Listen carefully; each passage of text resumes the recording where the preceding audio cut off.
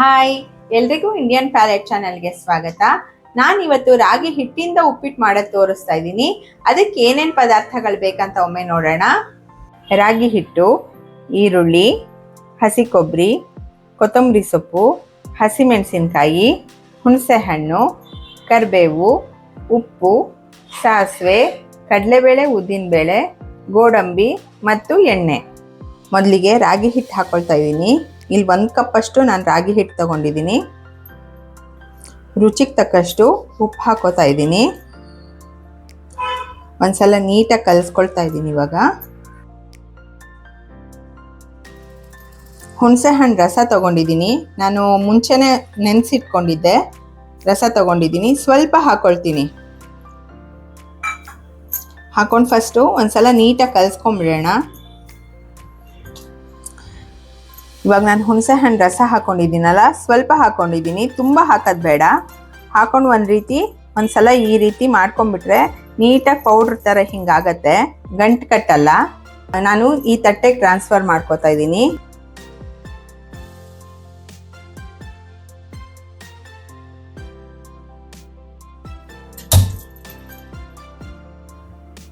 ಇವಾಗ ಒಂದು 20 ನಿಮಿಷ ಆವಿಲ್ ಬೇಯಿಸ್ಕೊಳ್ಳೋಣ. ರಾಗಿ ಹಿಟ್ಟನ್ನ ಲಿಡ್ನ ಮುಚ್ಚಿಟ್ಬಿಡ್ತೀನಿ.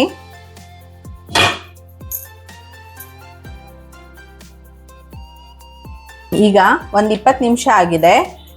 ಬೆಂದಿದ್ಯಾ ಹಿಟ್ಟು ನೋಡೋಣ. ಈಗ ನಾನು ಸ್ಟವ್ ಆಫ್ ಮಾಡ್ಕೋತಾ ಇದ್ದೀನಿ.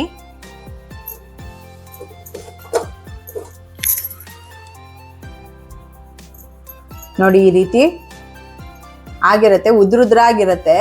ರವೆ ಉಪ್ಪಿಟ್ಟು ಮಾಡ್ತೀವಲ್ಲ, ಆ ರೀತಿನೇ ಆಗಿರುತ್ತೆ. ಈ ಸ್ವಲ್ಪ ತಣ್ಣಗಾಗಬೇಕು. ಒಂದು 10 ನಿಮಿಷ ಬಿಟ್ಟರೆ ತಣ್ಣಗಾಗತ್ತೆ. ಆಮೇಲೆ ಒಗ್ಗರಣೆ ಮಾಡ್ಕೊಳ್ಳೋಣ. ಈಗ ರಾಗಿ ಹಿಟ್ಟು ಆವಿಲ್ ಬೆಂದಿದೆ. ಉಪ್ಪಿಟ್ಟು ಮಾಡ್ಕೋಬೇಕಲ್ಲ, ಅದಕ್ಕೆ ಒಗ್ಗರಣೆ ಮಾಡ್ತಾ ಇದ್ದೀನಿ. 1-2 ಟೇಬಲ್ ಸ್ಪೂನ್ ಅಷ್ಟು ಎಣ್ಣೆ ಹಾಕೋತಾ ಇದ್ದೀನಿ. ಇವಾಗ ಮೊದಲಿಗೆ ಸಾಸಿವೆ ಹಾಕೊಳ್ಳೋಣ. ಕಡಲೆಬೇಳೆ, ಉದ್ದಿನಬೇಳೆ ಸ್ವಲ್ಪ, ಕರಿಬೇವು, ಸ್ವಲ್ಪ ಗೋಡಂಬಿ ಹಾಕ್ತಾ ಇದ್ದೀನಿ. ಈಗ ಈರುಳ್ಳಿ 1-2 ಹೆಚ್ಚಿಟ್ಕೊಂಡಿದ್ದೆ, ಅದನ್ನು ಹಾಕ್ತಾ ಇದ್ದೀನಿ.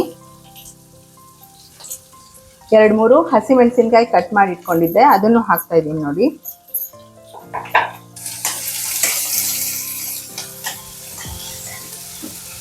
ಒಂದು ಚಿಟಿಕೆ ಉಪ್ಪು ಹಾಕೊಳ್ತೀನಿ. ಈರುಳ್ಳಿ ಬೇಗ ಸಾಫ್ಟ್ ಆಗುತ್ತೆ.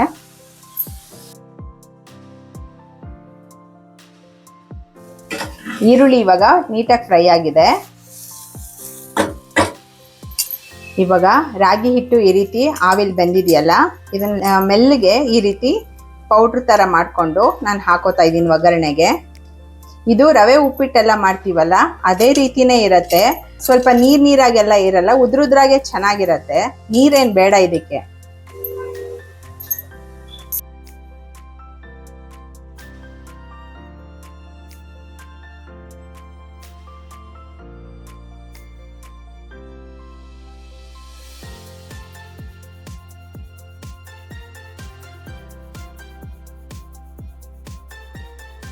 ಇವಾಗ ರಾಗಿ ಹಿಟ್ಟಿನ ಉಪ್ಪಿಟ್ಟು ರೆಡಿಯಾಗಿದೆ. ಮೇಲ್ಗಡೆ ಸ್ವಲ್ಪ ಹಸಿ ಕೊಬ್ಬರಿ, ಹಾಗೇನೆ ಸ್ವಲ್ಪ ಕೊತ್ತಂಬರಿ ಸೊಪ್ಪು ಹಾಕೊಂಡು ಒಂದ್ಸಲ ಕಲಿಸ್ಕೊಂಡ್ಬಿಡ್ತೀನಿ. ಈಗ